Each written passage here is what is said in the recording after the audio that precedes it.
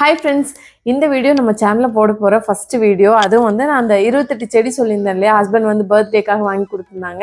அதை தான் இப்போ நான் வந்து செட் பண்ணி எல்லாம் வைக்க போகிறேன். பாட்டில் வந்து சேஞ்ச் பண்ண போகிறேன்.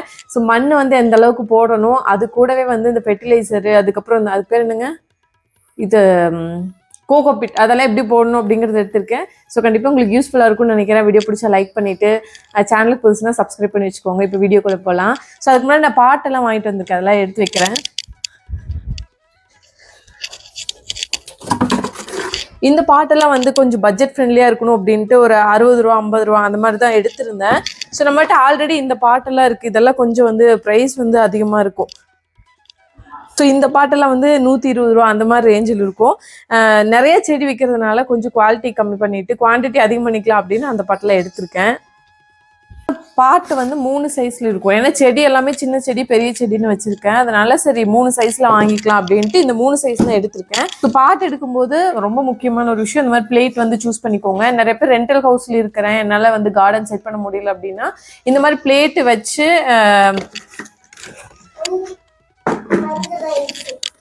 இந்த மாதிரி பாட்டு கீழே வச்சிட்டிங்கன்னா தண்ணி வந்து வெளியில் போகாது.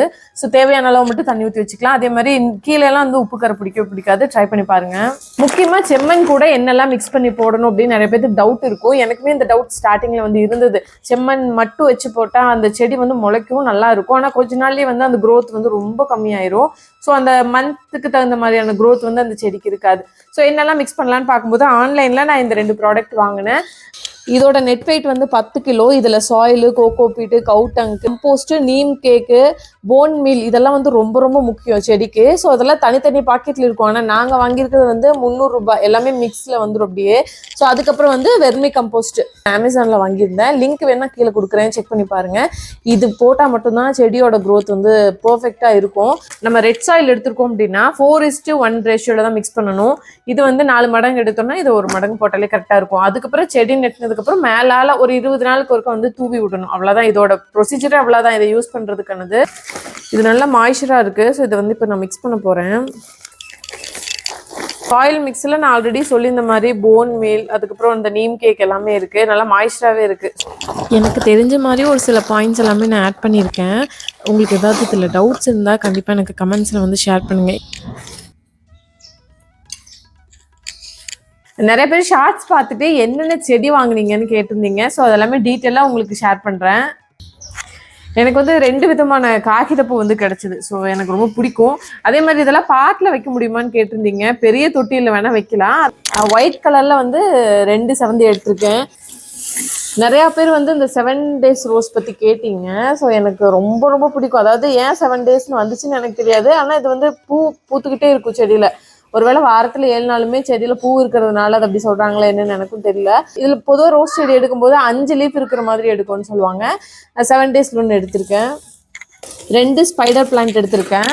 அடுத்து வந்து கற்பூரவள்ளி, இது வந்து வாடாமல்லி. ஸோ வாடாமல்லி ஒன்று எடுத்தேன். ஸோ ரோஸ்மெரி வந்து எல்லாருக்குமே தெரிஞ்சிருக்கும்.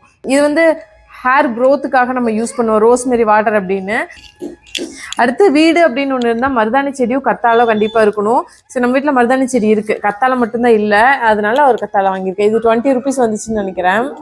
அடுத்து ரொம்ப சூப்பரான ஒரு செடி கனகாமரம். ஃபஸ்ட்டெல்லாம் நிறையா வீட்டில் இருக்கும். ஆனால் இப்போ பார்த்தீங்கன்னா எங்கேயுமே இருக்கிறது இல்லை. அதனால சின்னதாக ஒரு செடி வாங்கலாமே அப்படின்ட்டு இதை வாங்கிட்டு வந்திருக்கேன். அடுத்து வந்து பச்சை கலரில் துளசி. இது கோயிலெல்லாம் யூஸ் பண்ணுவாங்க. காலையில் டெய்லியும் வந்து துளசி ஒரு 4 இலை குழந்தைகளுக்கே கொடுக்கலாம். இது வந்து வீட்டில் வச்சாலும் மகாலட்சுமி கரமாக இருக்குன்னு சொல்லிட்டு இதை எடுத்துகிட்டு வந்திருக்கேன்.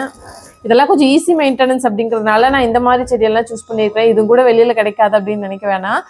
மெயின்டைன் பண்ணுறதுக்கு ஈஸியாக இருக்கும். சரி போனங்காட்டி ஒரு 30 rupees வந்துச்சு, அப்படியே எடுத்துகிட்டு வந்துட்டேன். இதுக்கு பேர் வந்து சிப்பி செடின்னு சொல்லுவாங்க. இது வந்து அவுட்டோர் பிளான்ட் தான். ஸோ நான் வாங்கிக்கிறது ஒரு சிலது இன்டோரு, ஒரு சிலது அவுட்டோரு. இதெல்லாமே வந்து ஒரு வாரத்துக்கு ஒருக்கா இல்லைன்னா 4 நாளைக்கு ஒருக்கா தண்ணி ஊற்றினாலே மெயின்டைன் பண்ணிக்கலாம். அதே மாதிரி இதோட கட்டிங்ஸ் எடுத்துமே வச்சோன்னா நிறைய செடி நம்ம பாட்டில் வச்சுக்கலாம். சம்மர் டைமில் சூப்பராக வரும். இது வந்து ட்ரெக்கேனா, இது வந்து அவுட்டோர் பிளான்ட் தான். 2 வாங்கியிருக்கேன். இதில் வந்து க்ரீன் கலர்லையும் இருக்குது. ஸோ நான் வந்து 2 கலர் மிக்ஸ் ஆன மாதிரி எடுத்திருக்கேன். இது வந்து வீட்டுக்கு முன்னாடி வச்சாலும் சூப்பராக இருக்கும். அதனால் சரி ஃப்ரண்ட்டில் வச்சுக்கலாமே அப்படின்ட்டு எடுத்திருக்கேன். இதுமே வந்து அவுட்டோர் பிளான்ட் தான், ஈஸி மெயின்டெனன்ஸு. பார்க்குறதுக்கே வந்து ஒரு லைட் எல்லோயிஷ் மாதிரி க்ரீன் மிக்ஸ் ஆன மாதிரி இருக்கும். பார்த்தீங்கனாலே உங்களுக்கு தெரியும், சூப்பராக இருக்குது. இது வந்து நல்லா வேர் விட்டு வந்திருந்தது நான் பார்க்கும்போது. இது வந்து குரோட்டான்னு சொல்லுவாங்க. இதோட கலருமே பார்த்தீங்கன்னா நல்லா மிக்சிங்காக இருக்கும், 2-3 கலர் சேர்ந்த மாதிரி இருக்கும். ஸோ இதுவுமே அவுட்டோர் பிளான்ட் தான். ரிப்பன் பிளான்ட் வந்து 2 எடுத்திருக்கேன். செடி எல்லாத்தோட செடி நேமும் நான் சொல்லிட்டேன். மண்ணு ரெடியாக இருக்குது, ஒவ்வொரு பாட்லையும் நம்ம போட்டு வச்சிடலாம்.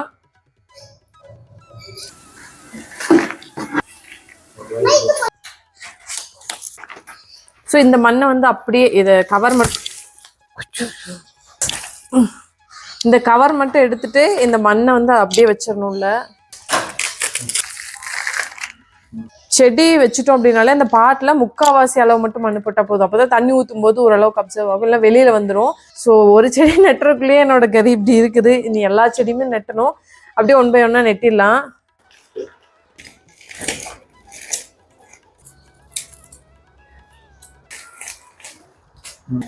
இது குழந்தைகளுக்கு சளி பிடிச்சதுன்னா இதில் கஷாயம் பண்ணி கொடுத்தா நல்லாயிடும்.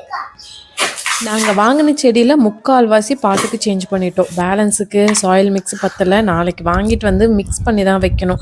ஸோ அந்த அளவுக்கு மட்டும் வச்சுட்டு ஊருக்கு வேறு போக வேண்டிய வேலை இருந்தது. அன்றைக்கி சண்டே அப்படிங்கிறதுனால நாங்கள் எல்லாருமே ஊருக்கு கிளம்பிட்டோம். ஒரு 3 மணிக்கு ஆரம்பித்த வேலை 6 மணி வரைக்கும் இழுத்துருச்சு. அப்படியே ஹஸ்பண்ட் கூட ஹெல்ப் பண்ணதுனால கொஞ்சம் குயிக்காக முடிஞ்சு. இதுவே நான் மட்டும் பண்ணுற மாதிரி இருந்தால் கண்டிப்பாக ஒரு 5-6 மணி நேரம் ஆயிருக்கும்.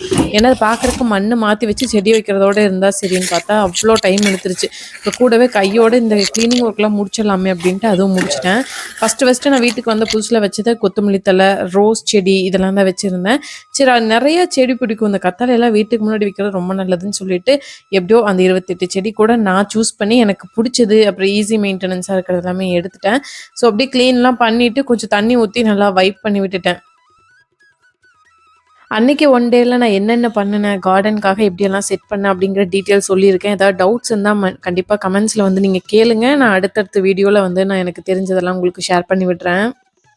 கார்டனிங் ரிலேட்டடாக ஏதாவது டவுட்ஸ் இருந்தால் கண்டிப்பாக கமெண்ட்ஸில் சொல்லுங்கள். அடுத்தடுத்த வீடியோவில் நான் ஷேர் பண்ணுறேன்.